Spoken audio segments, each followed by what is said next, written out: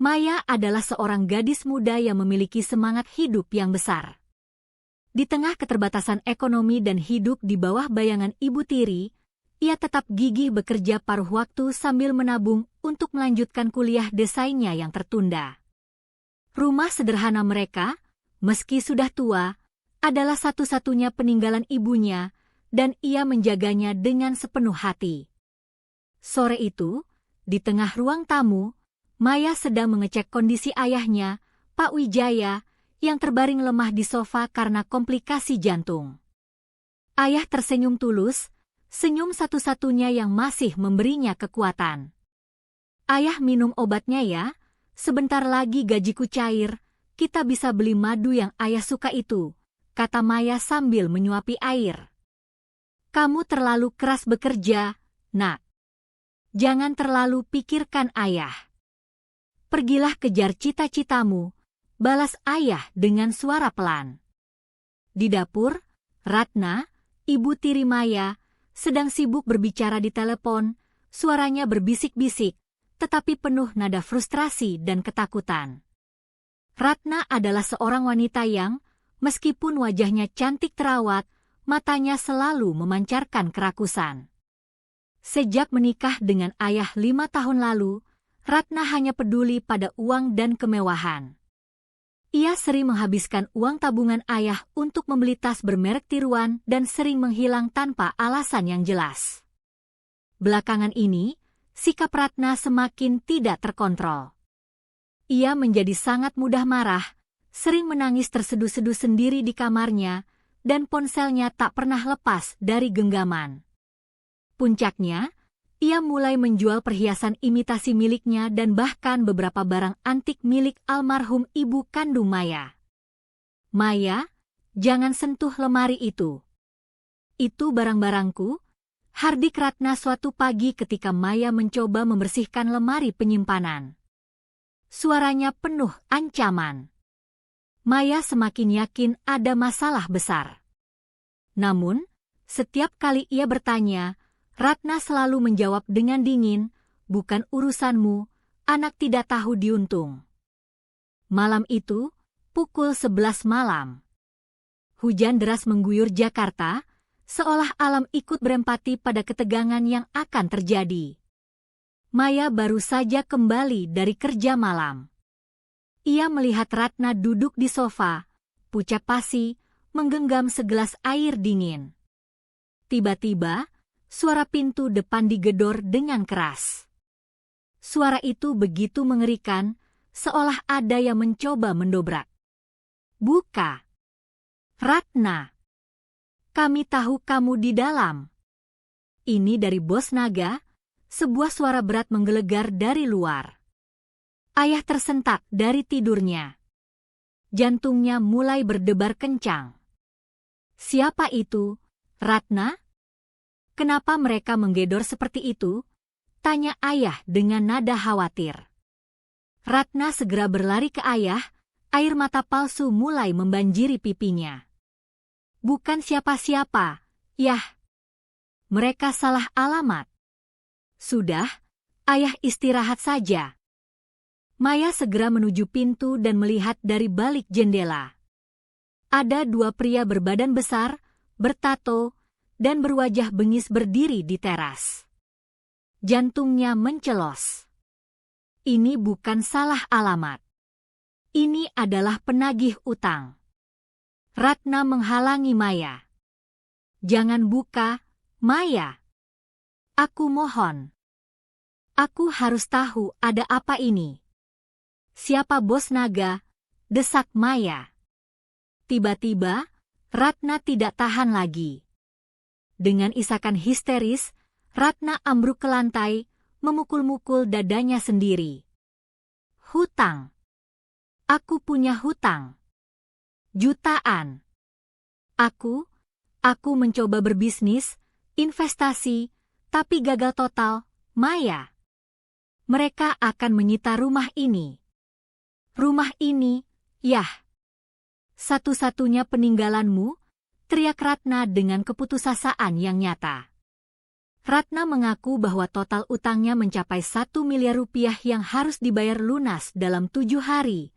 Jika tidak, rumah yang ditempati ayah dan Maya akan disita sebagai jaminan. Maya terhuyung mundur. 1 miliar? Itu angka yang mustahil bagi mereka. Ayah, yang menyaksikan drama itu, berusaha bangkit, tetapi kepalanya pusing. Ia memegangi dada, wajahnya membiru. Jantung ayah. Ratna, lihat apa yang kamu lakukan. Maya berteriak panik, berlari memapah ayah yang hampir pingsan. Pencetus, di ambang batas kesadarannya, ayah berbisik pada Maya, jaga rumah ini, nak. Ini satu-satunya yang ayah punya. Melihat ayah yang semakin kritis, Maya menatap Ratna dengan kebencian yang dalam. Ia menyadari, bukan hanya nyawa ayahnya yang terancam oleh penyakit, tetapi juga tempat berlindung mereka terancam oleh kerakusan ibu tirinya. Maya merasa terjebak, terperangkap dalam senja di balik tirai utang yang diciptakan oleh Ratna. Pagi hari setelah drama penagihan utang, ketegangan menyelimuti rumah itu. Ayah berhasil ditenangkan, namun kondisinya semakin lemah. Maya tidak tidur semalaman, mencoba mencari jalan keluar.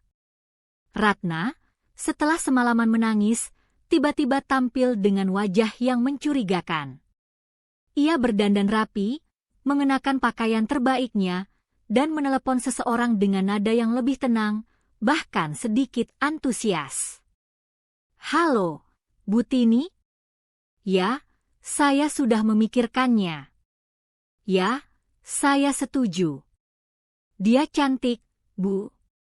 Sangat muda. Tuan Daniel pasti suka. Maya mendengarkan dari balik pintu. Siapa Tuan Daniel? Beberapa jam kemudian, Ratna menarik Maya ke kamar, matanya berkilat-kilat penuh harapan, harapan yang menakutkan bagi Maya.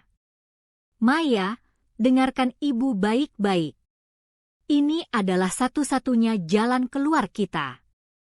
Ini takdirmu, kata Ratna, memegang bahu Maya erat-erat. Ratna mengeluarkan sebuah foto yang dicetak mengilap. Di foto itu, seorang pria dengan rambut keperakan yang tersisir rapi menatap lurus ke depan. Tuan Daniel Pradana, pemilik grup konglomerat raksasa, PT Pradana Jaya. Wajahnya kaya, tetapi matanya memancarkan kesepian dan kekosongan yang dingin. Tuan Daniel mencari seorang pendamping, seorang istri muda yang bisa ia pamerkan di acara sosial. Dan dia bersedia membayar. Dia akan melunasi semua utang 1 miliar itu, plus memberiku sejumlah uang, kompensasi, asalkan kau mau menikah dengannya, jelas Ratna, suaranya seperti merayu. Maya merasakan darahnya mendidih. Menikah? Dengan pria yang seumuran dengan ayah? Apa ibu sudah gila, Bu Ratna? Aku bukan barang yang bisa dijual untuk menutupi kebangkrutan moral ibu. Penolakan Maya, Maya berdiri tegak, matanya berkaca-kaca tetapi suaranya lantang. Aku lebih baik bekerja 3 shift dan melunasi utang ibu seumur hidupku daripada menjual masa depanku di ranjang orang asing. Ratna terkejut dengan perlawanan Maya. Ekspresi wajahnya berubah dari memelas menjadi kejam. Tutup mulutmu, Maya. Memangnya kau pikir kau akan jadi apa? Hanya lulusan SMA yang jadi pelayan kafe. Ini adalah kesempatan emas. Kau akan hidup mewah. Kau akan menjadi Nyonya Pradana. Lagi pula, kau tidak punya pilihan, seru Ratna, suaranya meninggi. Ratna kemudian memainkan kartu terakhirnya, kartu yang paling kotor. Ratna menunjuk ke kamar ayah. Jika kau menolak, besok lusa rumah ini disita. Ayahmu, dengan kondisi jantungnya itu, mau kita bawa kemana? Tidur di emperan toko? Kau mau melihat ayahmu mati karena tekanan darah tinggi di jalanan.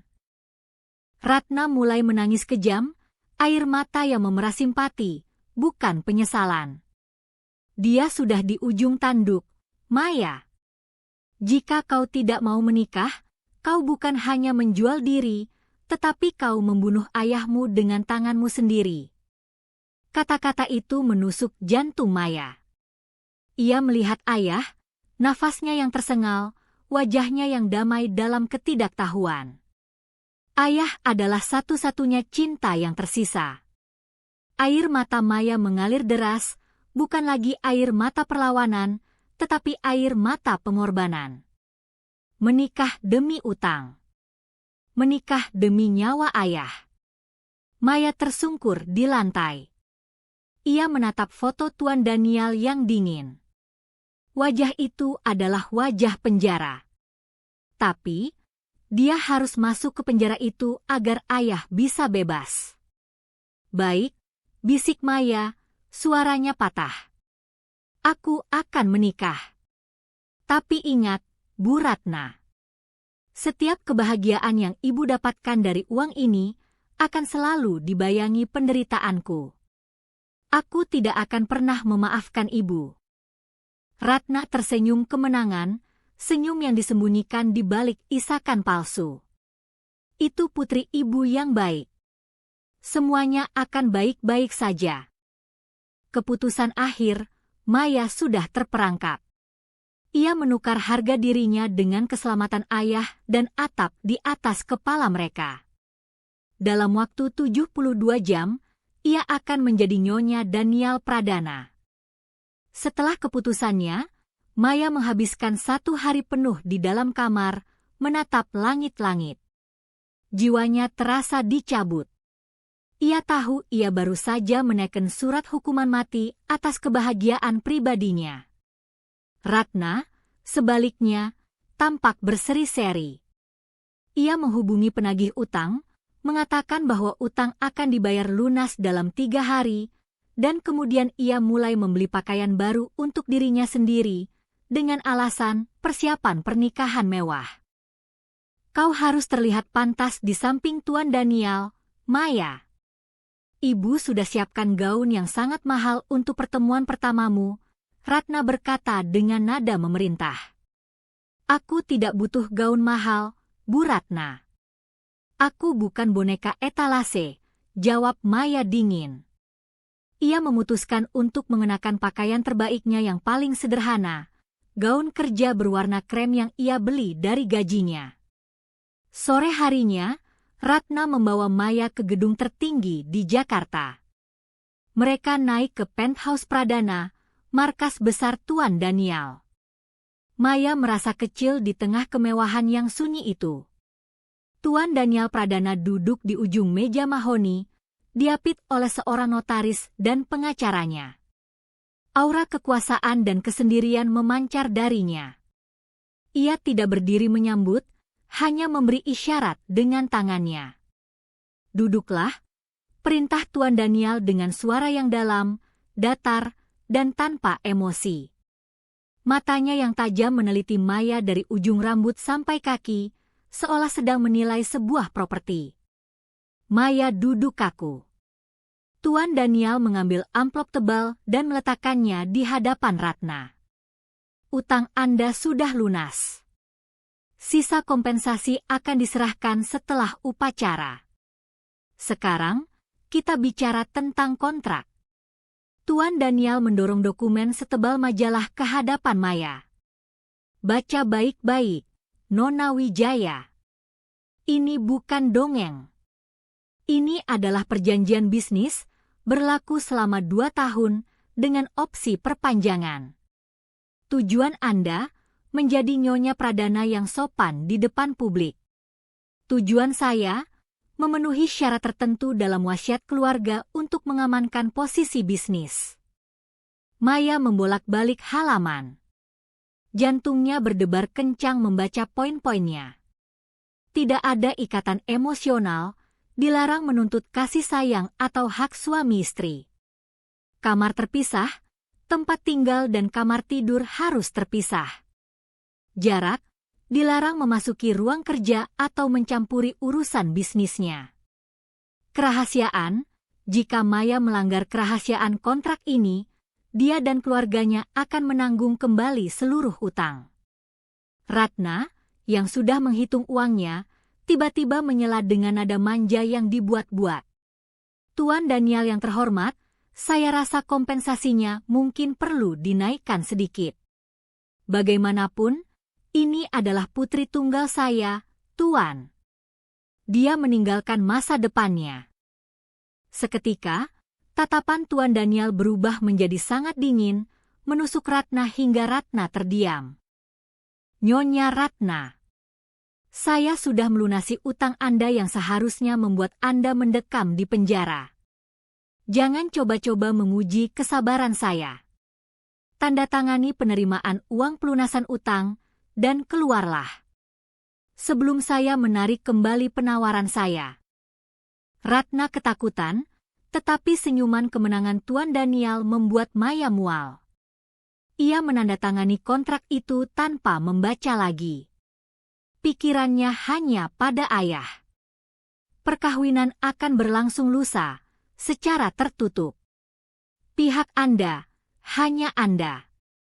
Selesai, putus Tuan Daniel, mengakhiri pertemuan tanpa berjabat tangan.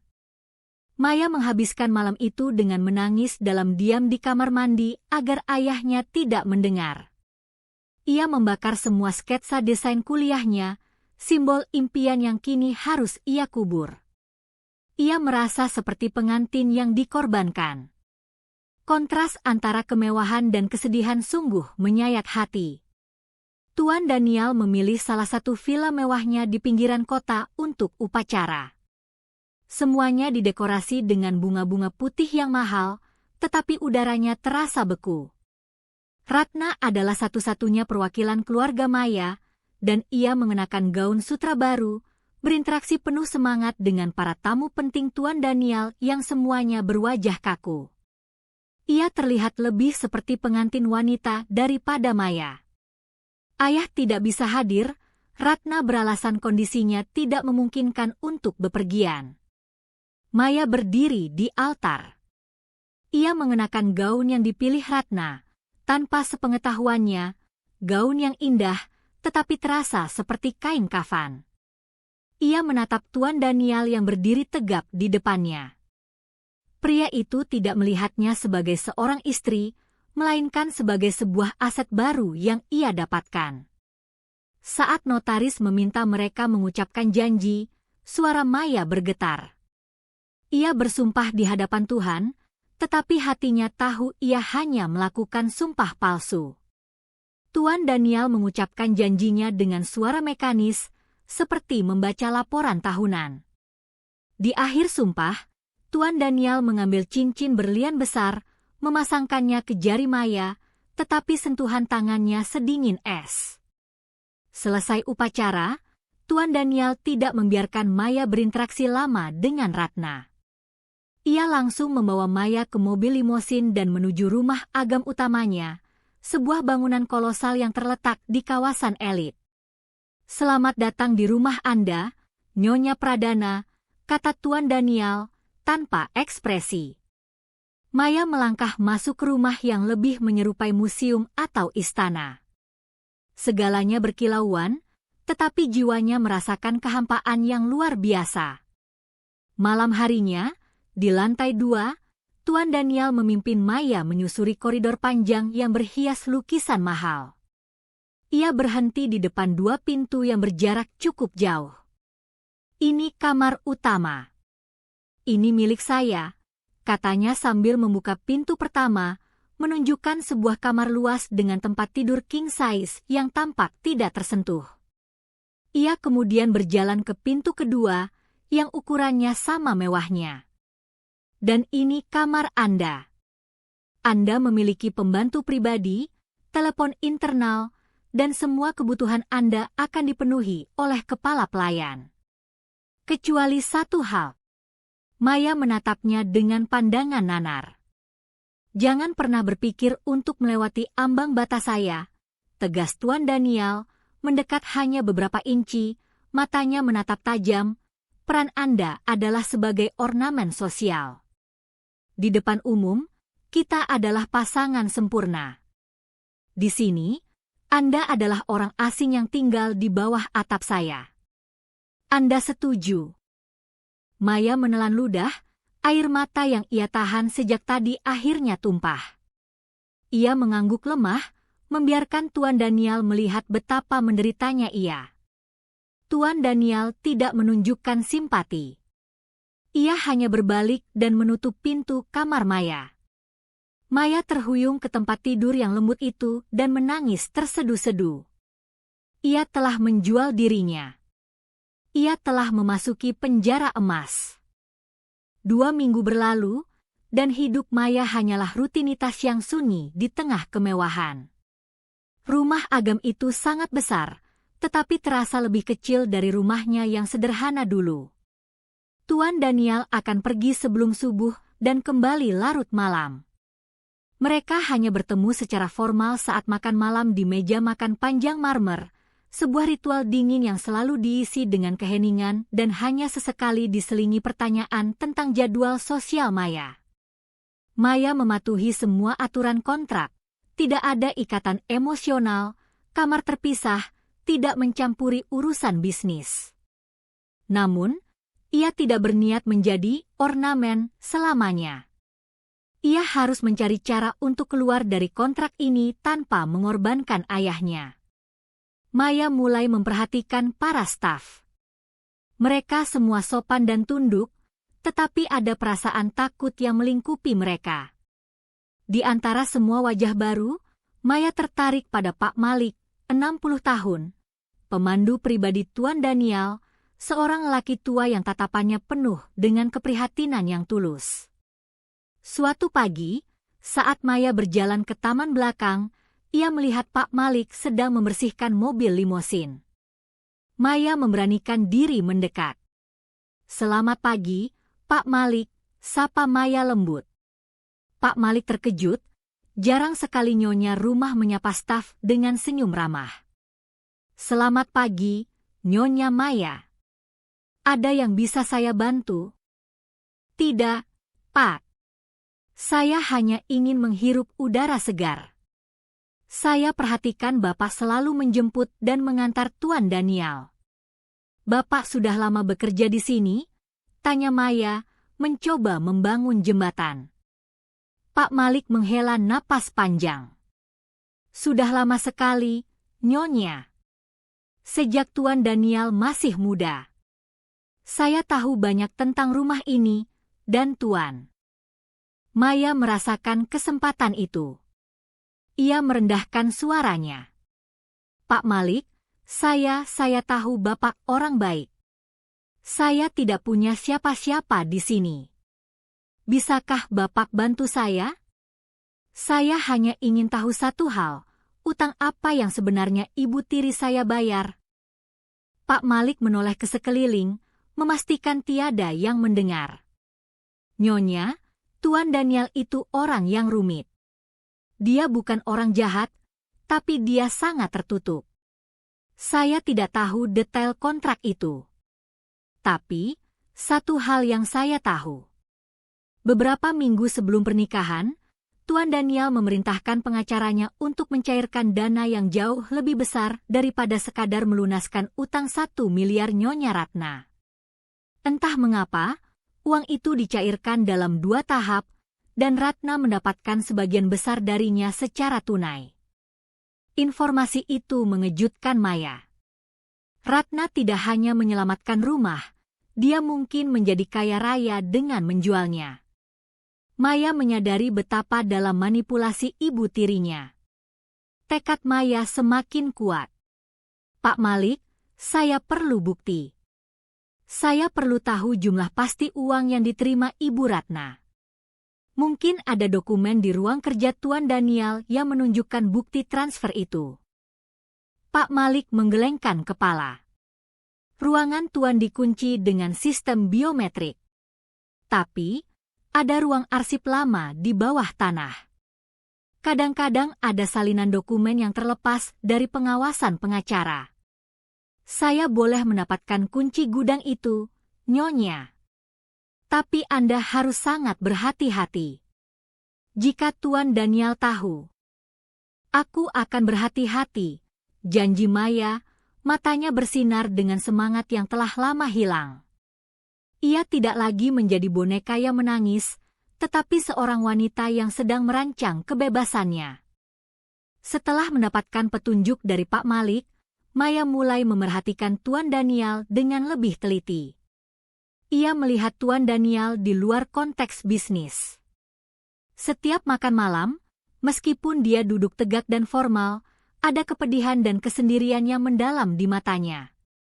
Pria itu tampak lebih tua dari usianya. Suatu malam, Maya mendengar suara musik jazz klasik yang sayu datang dari ruang musik. Ia melanggar salah satu aturannya dan mengintip. Tuan Daniel duduk sendirian di sofa kulit, memegang segelas whisky sambil menatap lukisan potret seorang wanita muda, mungkin istri pertamanya, yang mirip dengan Maya dalam kehangatan senyumannya. Tuan Daniel tidak melihat Maya, tetapi kesendiriannya begitu nyata hingga membuat hati Maya tersentuh, meskipun hanya sesaat. Esoknya, Tuan Daniel tiba-tiba tidak muncul untuk sarapan. Bei Ijah, kepala pelayan yang kaku, memberitahu Maya bahwa Tuan Daniel demam tinggi setelah perjalanan bisnis yang melelahkan. Dia tidak suka diganggu, Nyonya. Dokter sudah datang, kata Bei Ijah dingin. Maya, yang selama ini mengurus ayahnya yang sakit, tidak bisa berdiam diri. Meskipun Tuan Daniel adalah majikannya, ia juga adalah manusia yang sedang sakit. Maya mengambil inisiatif. Ia memanaskan bubur yang dibuat Bei Ijah dan mengetuk pintu kamar Tuan Daniel. Nyonya, jangan. Tuan tidak akan suka, bisik Bei Ijah panik. Maya mengabaikan Bei Ijah. Ia tahu Tuan Daniel tidak bisa bangkit. Ia membuka pintu. Kamar itu gelap, dan Tuan Daniel terbaring lemah, wajahnya memerah. Keluar. Aku tidak perlukan bantuanmu, rintih Tuan Daniel, suaranya parau. Tuan butuh makan, Tuan. Walau hanya beberapa suap, jawab Maya, tanpa gentar. Dia meletakkan bubur di meja samping dan mengambil kain, merendamnya di air dingin. Ia kemudian meletakkannya di dahi Tuan Daniel. Tuan Daniel terkejut. Sudah bertahun-tahun tidak ada sentuhan manusiawi seperti itu di hidupnya. Ia menatap Maya, mata dinginnya mulai menunjukkan keretakan. Kenapa kau lakukan ini? Ini bukan dalam kontrak, tanya Tuan Daniel. Kontrak tidak melarang saya bersikap manusiawi, balas Maya, menyuapkan bubur. Setelah memaksa Tuan Daniel menghabiskan bubur, Maya bersiap untuk pergi. Tuan Daniel memegang pergelangan tangannya. Terima kasih, Maya. Kau tidak perlu kembali. Aku akan baik-baik saja. Sentuhan itu singkat, tetapi menghancurkan dinding di antara mereka. Maya melihat sekilas rasa bersalah dan kesepian di mata pria itu sebelum ia menarik tangannya kembali. Penemuan bukti, beberapa jam kemudian, Pak Malik memberikan Maya kunci gudang arsip. Sekarang, Nyonya. Sebelum Tuan sadar sepenuhnya. Maya menyelinap ke gudang arsip di basement. Gudang itu gelap, berdebu, dan penuh dengan file-file tua. Setelah mencari selama hampir 1 jam, di dalam peti besi tua yang tidak dikunci, Maya menemukan sebuah file bertajuk Pembayaran Utang Ratna Wijaya, Pradana. Dokumen itu bukan hanya resi pelunasan utang 1 miliar. Dokumen itu adalah sebuah surat akuan.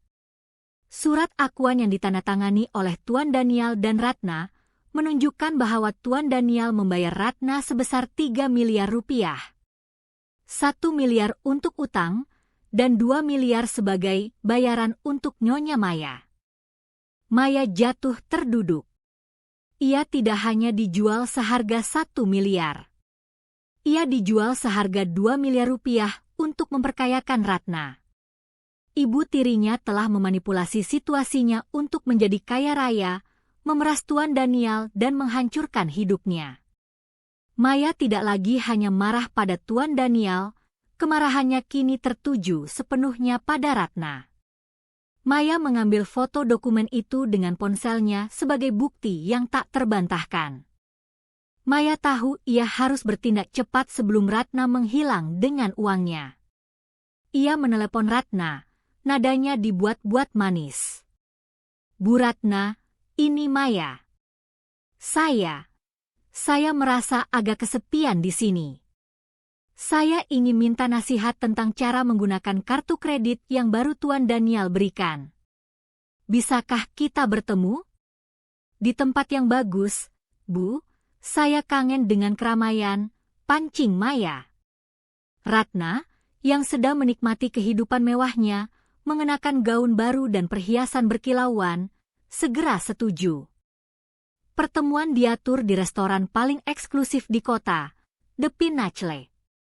Ratna tiba di restoran dengan gaun merah menyala, tampak bersemangat dan angkuh. Ia duduk di meja yang menghadap ke pemandangan kota, seolah-olah seluruh kota adalah miliknya. "Lihat dirimu, Maya. Kau terlihat murung. Ayolah, kau sudah jadi Nyonya Pradana. Semua orang iri padamu. Jangan sia-siakan kesempatan ini," Ratna berkata, menyesap anggur mahalnya. Maya, mengenakan pakaian sederhana tetapi elegan, hanya tersenyum dingin. "Saya tidak murung, Bu Ratna. Saya hanya terkejut. Terkejut betapa besarnya pengorbananku ini." "Pengorbanan? Kau hidup di istana. Sekarang ayahmu aman. Bukankah itu yang kau inginkan?" cibir Ratna. "Ya, ayah aman. Dan ibu sangat kaya," kata Maya, mencondongkan badan ke depan. Wajah Ratna menegang. Maya mengeluarkan ponselnya dan meletakkan foto surat akuan itu di atas meja, tepat di samping gelas anggur Ratna. "Utang 1 miliar. Bayaran untuk nyonya baru 2 miliar. Total 3 miliar. Wow, Bu Ratna. Ternyata harga jual saya jauh lebih tinggi dari yang ibu beritahu. Ibu tidak hanya melunasi utang, ibu memperkaya diri sendiri dengan menjual putri tiri ibu. Bagaimana rasanya menjadi penjual manusia termewah di Jakarta?" tanya Maya, suaranya dipenuhi kebencian yang dalam. Wajah Ratna berubah pucat, kehilangan semua warnanya. Ia meraih ponsel Maya, tetapi Maya segera menariknya. "Dari mana kau dapat ini? Ini palsu." "Daniel." "Ya, Daniel pasti membuat ini untuk menakutiku." Ratna berbisik histeris. "Jangan libatkan Tuan Daniel. Ini urusan kita," jawab Maya tegas. Tiba-tiba, Tuan Daniel masuk ke restoran. Ia tidak langsung ke meja mereka, tetapi berdiri di ambang pintu, matanya yang tajam tertuju pada mereka. Ratna melihatnya dan wajahnya semakin panik. Tuan Daniel melangkah ke meja mereka.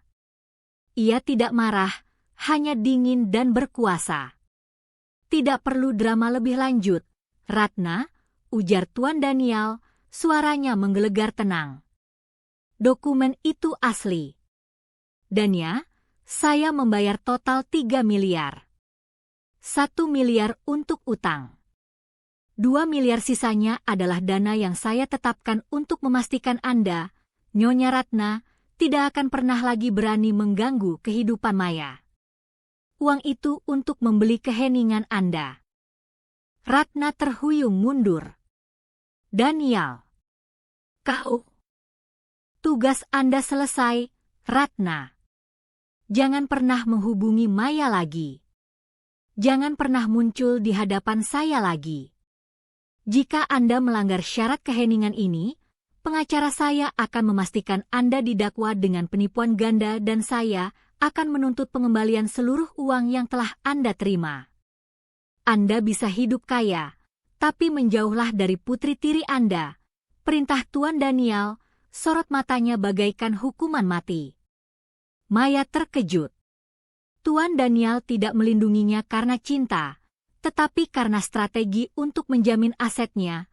Maya terbebas dari ancaman ekstorsion. Namun, terlepas dari motifnya, ia telah mematahkan rantai Ratna. Tuan Daniel menarik Maya dari restoran yang hiruk-pikuk itu. Dalam limosin yang mewah, keheningan terasa memekakkan telinga. Maya merasa bingung, Tuan Daniel telah memperlakukannya seperti boneka yang mahal, tetapi pada saat yang sama, ia melindunginya dari predator sejati, Ratna. Kenapa, Tuan? Kenapa 2 miliar? Hanya untuk keheningan? Tanya Maya, air matanya sudah kering, digantikan oleh kekecewaan yang membakar. Tuan Daniel menatap keluar jendela, seolah-olah ia sedang menimbang kata-katanya. Saya bukan orang baik, Maya. Tapi saya tidak suka manipulasi. Saya membeli Anda untuk melindungi diri saya sendiri, dan saya membayar mahal untuk memastikan penjual Anda tidak akan kembali menuntut lebih. Itu adalah premi asuransi saya. Maya memberanikan diri. Dan tentang saya? Saya hanya boneka yang dibeli untuk wasiat keluarga. Tuan Daniel menghela napas, ekspresi yang sangat langka. Ia mengeluarkan dompetnya dan menunjukkan foto kecil. Itu adalah foto seorang wanita muda yang cantik, istri pertamanya, Riana. Istri pertama saya, Riana. Dia meninggal 15 tahun lalu. Dia satu-satunya yang pernah saya cintai. Wasiat keluarga mengatakan saya harus menikah lagi untuk mengamankan saham mayoritas dari perebutan Andre, sepupu saya yang rakus. Saya memilih Anda karena Anda mengingatkan saya pada Riana dalam kesederhanaan dan semangat Anda yang keras kepala. Saya tahu Anda tidak akan menuntut apa-apa, dan saya ingin Anda aman, jelas Tuan Daniel. Ia terdengar tulus, tetapi nada bisnisnya tidak hilang. Dengar, Maya. Kontrak itu buruk, tetapi itu mengamankan posisi kita berdua. Sekarang, saya akan memberi Anda tugas. Saya melihat buku sketsa yang Anda tinggalkan di rumah lama Anda. Anda berbakat dalam desain. Maya terkejut. Tuan Daniel tahu tentang sketsa saya. Tentu saja. Saya bukan hanya membeli istri, saya membeli profil. Saya punya sebuah resort tua di Bali yang sudah lama saya lupakan. Saya ingin Anda mengurus renovasinya. Beri saya desain, kelola kontraktornya, kembalikan semangat Riana ke tempat itu. Di mata publik, Anda melakukan hobi baru sebagai Nyonya Pradana. Di mata saya, itu adalah pekerjaan. Anda dapat gaji, dan Anda mendapatkan kebebasan untuk bepergian dan menciptakan sesuatu yang benar-benar milik Anda. Ini bukan hanya pelarian dari kurungan ini adalah peluang untuk masa depan Anda. Maya terpaku. Dia ditawarkan bukan hanya kebebasan, tetapi kesempatan untuk mengejar impiannya yang telah lama dikubur dengan uang Daniel. Anda ingin saya menjadi manajer proyek Anda. Saya ingin Anda menjadi diri Anda sendiri. Anda telah mengamankan ayah Anda. Sekarang, amankan impian Anda. Lakukan pekerjaan ini, dan ketika kontrak 2 tahun berakhir, Anda akan memiliki modal dan portofolio untuk meninggalkan saya jika itu yang Anda inginkan. Ini adalah aliansi bisnis yang jujur. Maya menatap cincin berlian di jarinya. Penjara emas kini terasa seperti jembatan menuju kebebasan. Saya terima tawaran ini, Tuan Daniel. Saya akan merancang resort itu, jawab Maya, kini dengan mata yang penuh tekad, bukan air mata. Maya tiba di Bali. Dibandingkan dengan rumah Agam yang sunyi di Jakarta, lokasi proyek resort lama yang diberi nama sementara Riana S. Retreat terasa hidup. Ia tidak lagi mengenakan gaun mahal, melainkan celana jeans kotor dan topi keras. Ia bertemu dengan Pak Made, 50-an, mandor proyek lokal yang awalnya skeptis dengan Nyonya Kota ini. Selamat pagi, Nyonya Maya. Maaf, ini bukan tempat spa. Anda yakin mau mengurus tempat ini? Tanya Pak Made dengan nada datar. Panggil saya Maya, Pak Made. Saya mungkin tidak tahu cara memegang palu, tapi saya tahu cara menggunakan jangka dan buku anggaran. Ini desain awal saya. Saya ingin kita mengubah tempat ini menjadi perpaduan modern minimalis dengan sentuhan tradisional Bali yang hangat. Bukan tempat dingin seperti rumah Tuan Daniel, jawab Maya, matanya bersinar. Maya bekerja keras. Dia berada di lokasi dari pagi hingga matahari terbenam, berinteraksi dengan arsitek, tukang batu, dan desainer interior. Ia merasa hidup kembali. Setiap sketsa yang ia buat, setiap keputusan tentang bahan, adalah langkah menuju impian dan kemerdekaannya. 3 minggu kemudian, di tengah-tengah lumpur dan debu, sebuah jet pribadi mendarat di landasan terdekat. Tuan Daniel Pradana, dengan setelan jas mahalnya, muncul di lokasi. Staf terkejut. Daniel jarang mengunjungi proyek yang belum selesai. Daniel melihat Maya yang sedang berdebat dengan kontraktor tentang kualitas kayu jati. Wajah Maya memerah karena lelah dan matahari, tetapi dia memancarkan aura otoritas yang baru. Maya, kontraktor ini mencoba menipu kita. Mereka mencoba mengganti kayu premium dengan kayu kualitas rendah. Mereka pikir kita tidak tahu apa-apa. Maya berteriak dalam bahasa Indonesia, berdebat dengan sengit. Tuan Daniel hanya berdiri dan mengamati, senyum tipis, entah bangga atau terkejut, terukir di wajahnya. Setelah perdebatan itu selesai, Maya berbalik dan terkejut melihat Daniel. Tuan Daniel? Kenapa Tuan di sini? Saya datang untuk memeriksa investasi saya, jawab Daniel, nadanya kembali datar. Ia menunjuk ke arah Maya yang berlumuran debu. Anda terlihat berbeda. Saya hanya menjadi diri sendiri, Tuan. Diri yang saya kubur demi uang Ibu Ratna, balas Maya tanpa basa-basi. Malam itu, setelah makan malam formal yang canggung di villa sementara, Daniel memanggil Maya ke teras. Anda bekerja dengan baik, Maya. Laporan anggaran Anda sangat detail, puji Daniel. Terima kasih. Anda memberi saya pekerjaan. Saya melakukan pekerjaan itu, kata Maya. Mengapa kau bersusah payah? Kau bisa saja menghabiskan uang saya di Paris. Tidak ada yang akan menuntut apa-apa, tanya Daniel. Maya menatapnya, ada empati campur kekaguman dalam tatapannya. Saya tidak mau menjadi Nyonya Pradana yang lain, Tuan. Saya tidak mau menjadi wanita yang Anda bayar untuk mengisi tempat istri pertama Anda. Saya ingin berdiri di atas kaki saya sendiri. Begitu 2 tahun ini berakhir, saya akan pergi, dan saya tidak akan membawa apa-apa, kecuali portofolio dan gaji yang saya peroleh dari kerja keras saya. Saya hanya ingin kebebasan. Daniel terdiam. Riana juga pernah mengatakan hal itu. Dia tidak ingin kekayaan saya, dia hanya ingin saya jujur. Dia kemudian menatap Maya dengan tatapan yang lebih lembut dari sebelumnya.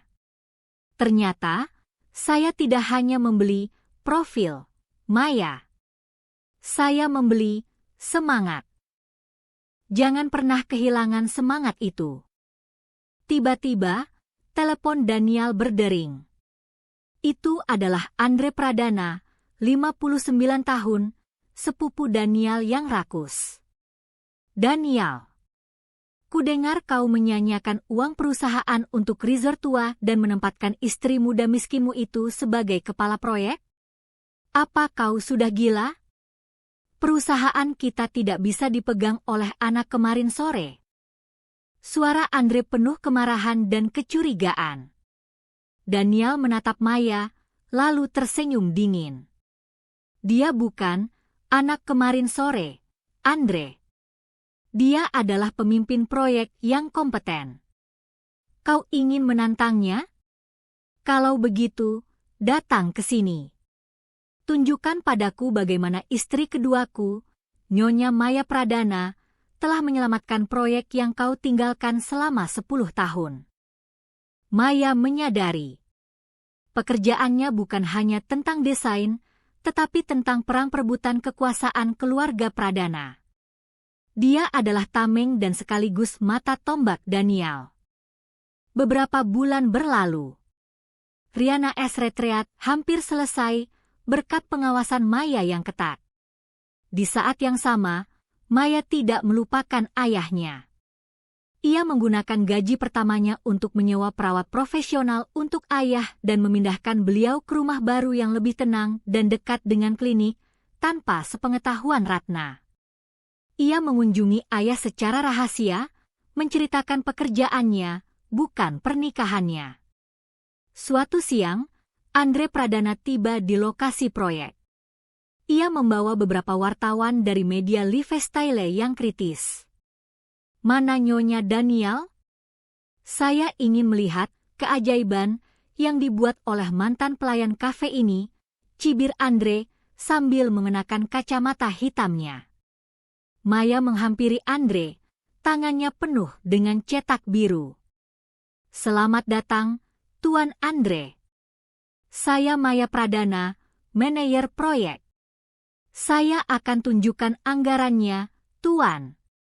Kita berhasil menghemat 15% dari anggaran awal Anda dan tetap menggunakan bahan-bahan terbaik. Andre mencoba menjebak Maya dengan pertanyaan teknis.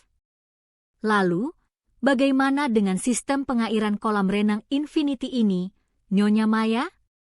Apakah Anda tahu betapa rumitnya itu?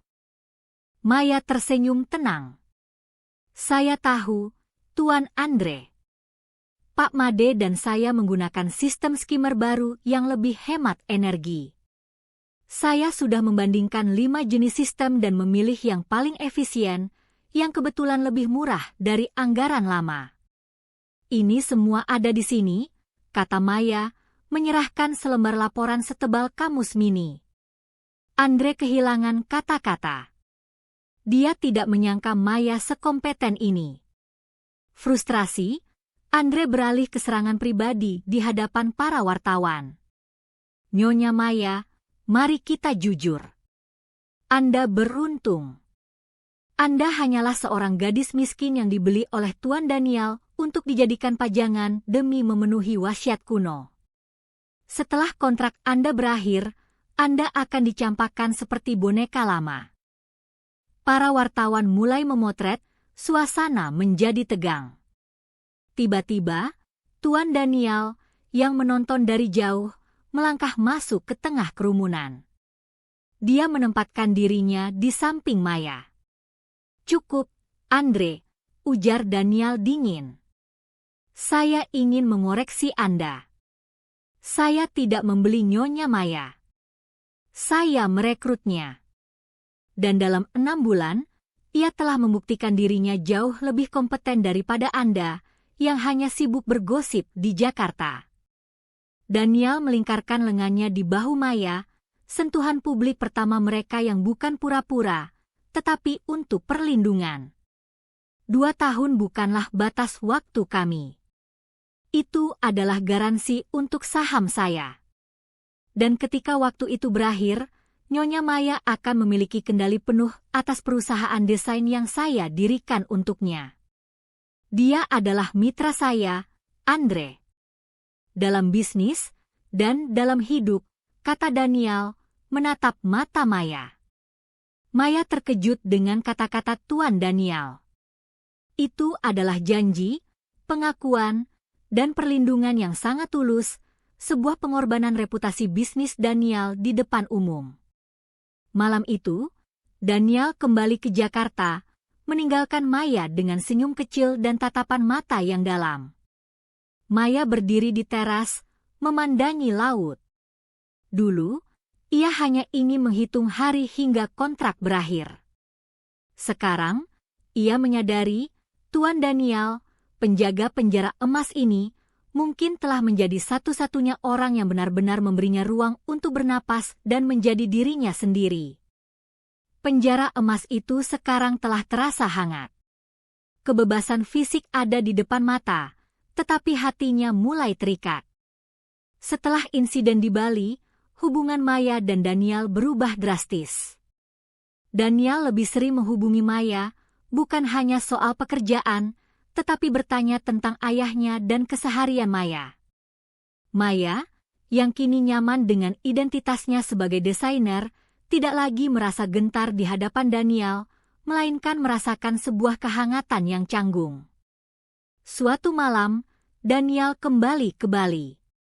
Mereka duduk di teras proyek yang kini hampir selesai, memandangi matahari terbenam. Resort ini terasa seperti Riana yang kembali hidup. Maya. Terima kasih, bisik Danial, nadanya syarat emosi. Saya hanya melakukan apa yang harus dilakukan, Tuan.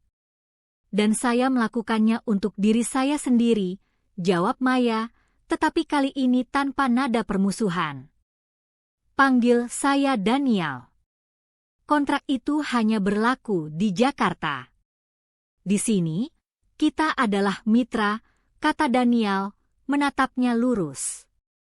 Sementara itu di Jakarta, Andre Pradana dan Ratna diam-diam menjalin aliansi. Ratna, yang tidak terima kekayaan 2 rupiah miliarnya menjadi uang tutup mulut, mendekati Andre. Andre, aku tahu rahasia yang bisa menghancurkan Danial dan gadis miskin itu, bisik Ratna saat mereka bertemu di sebuah kafe tersembunyi. Rahasia apa? Jangan buang waktuku, Ratna. Kau sudah kaya, pergilah, cerca Andre. Wasiat keluarga. Aku tahu wasiat itu punya syarat moral yang sangat ketat. Danial melanggar itu. Gadis itu adalah mantan pelayan kafe yang ia beli dengan uang tunai. Kau bisa membuktikan bahwa pernikahan mereka hanya sandiwara untuk memanipulasi wasiat. Jika terbukti melanggar etika moral wasiat, Danial kehilangan kendali mayoritas. Ratna menyeringai keji. Andre menyambut ide itu dengan mata berbinar-binar. Pernikahan palsu. Moral klausa. Brilian, Ratna. Tapi bagaimana membuktikannya? Kita buat Maya terlihat seperti dia selingkuh, Andre. Dengan begitu, Danial, yang sangat menjunjung tinggi nama baik Riana, akan menceraikannya. Danial akan kehilangan saham, dan Maya akan kembali ke lumpurnya, kata Ratna, senyumnya kini jahat, bukan lagi memelas. Mereka sepakat. Andre akan mengatur orang ketiga itu, dan Ratna akan memastikan ayah Maya, Pak Wijaya, tahu tentang skandal itu. Danial membawa Maya kembali ke Jakarta untuk menghadiri gala besar yang akan menentukan wajah bisnisnya, pertunjukan terakhir sebelum Riana S. Retreat resmi dibuka. Dalam perjalanan, Danial memberikan Maya sebuah kotak bludru. Ini bukan hadiah, ini perlengkapan perang. Di gala nanti, Andre akan menyerang. Kau harus terlihat sempurna, kata Danial. Di dalam kotak itu adalah kalung berlian asli yang sangat indah, kalung Riana. Maya terkejut. Ini milik mendiang istri Anda. Ya. Hanya wanita yang bersemangat keras kepala yang pantas memakainya. Kau harus menghadapi publik dengan kepala tegak, Maya. Bersamalah denganku, pinta Daniel, ada nada keraguan yang baru dalam suaranya. Di gala, Maya, mengenakan gaun dan kalung itu, memukau semua orang. Dia tidak lagi canggung. Daniel, berdiri di sampingnya, terlihat lebih bahagia dari bertahun-tahun yang lalu. Tiba-tiba, seorang pria muda tampan mendekati Maya, berpura-pura menjadi teman lama. Maya, sudah lama tidak bertemu. Kau bekerja di kafe yang sama, kan? Kau terlihat hebat. Pria itu adalah Kevin, aktor bayaran Andre. Maya membeku. Daniel menatap Kevin dengan tatapan mematikan. Kevin melanjutkan, kau janji akan makan malam denganku, May. Kau lupa. Sebelum Maya bisa membela diri, Daniel menariknya dengan lembut. Maaf, Tuan. Istri saya sedang lelah. Dia tidak punya janji dengan Anda, dan dia sudah lama meninggalkan pekerjaannya yang lama. Selamat menikmati pesta Anda, Daniel berkata dengan suara dingin yang mengancam. Meskipun Daniel melindunginya, insiden itu membuat Maya merasa malu dan takut. Pesta berakhir tragis. Bei Ijah berbisik kepada Maya bahwa ayah Maya dilarikan ke rumah sakit karena serangan jantung mendadak, setelah Ratna, yang entah bagaimana tahu lokasi ayah, datang dan menceritakan bahwa Maya terlibat dalam skandal yang akan menghancurkan nama baik Daniel. Maya ambruk. Daniel panik, segera membawa Maya ke rumah sakit. Di sana, ayah terbaring tak berdaya. Ratna muncul dengan wajah menyesal palsu. Aku cuma mau kau tahu, Maya. Aku kasihan pada ayahmu. Pernikahan ini palsu. Kontrak itu akan menghancurkan nama baiknya, bisik Ratna. Di koridor rumah sakit, Daniel memeluk Maya saat ia menangis. Maafkan saya, Maya. Ini semua salah saya. Daniel mengeluarkan sebuah dokumen rahasia. Ini adalah inti dari wasiat kakek saya. Jika saya bercerai atau pernikahan saya terbukti tidak sah sebelum 2 tahun, seluruh kendali perusahaan jatuh ke tangan Dewan Komisaris, dan Andre yang akan mengendalikan dewan itu. Kontrak kita adalah bom waktu. Daniel, apa yang harus saya lakukan? Tanya Maya, matanya memohon. Daniel melepaskan pelukan. Ia menatap Maya, mata keperakannya kini penuh cinta yang tak terduga. Jika kau mencintai ayahmu, pergilah. Jauhkan dirimu dari saya. Ayahmu tidak akan tahan dengan perang media ini. Saya akan menghadapi Andre sendirian. Maya tahu, jika ia pergi, Daniel akan kalah. Jika ia tetap tinggal, ayahnya akan terus terancam oleh kegilaan Ratna dan tekanan media. Aku tidak akan pergi, Daniel. Aku tidak akan membiarkanmu kalah, kata Maya, menghapus air matanya. Maya tahu satu-satunya cara untuk mengalahkan Andre adalah memusatkan serangan pada titik terlemahnya, ayahnya sendiri, yang merupakan pemegang saham kecil yang selalu dimanipulasi Andre.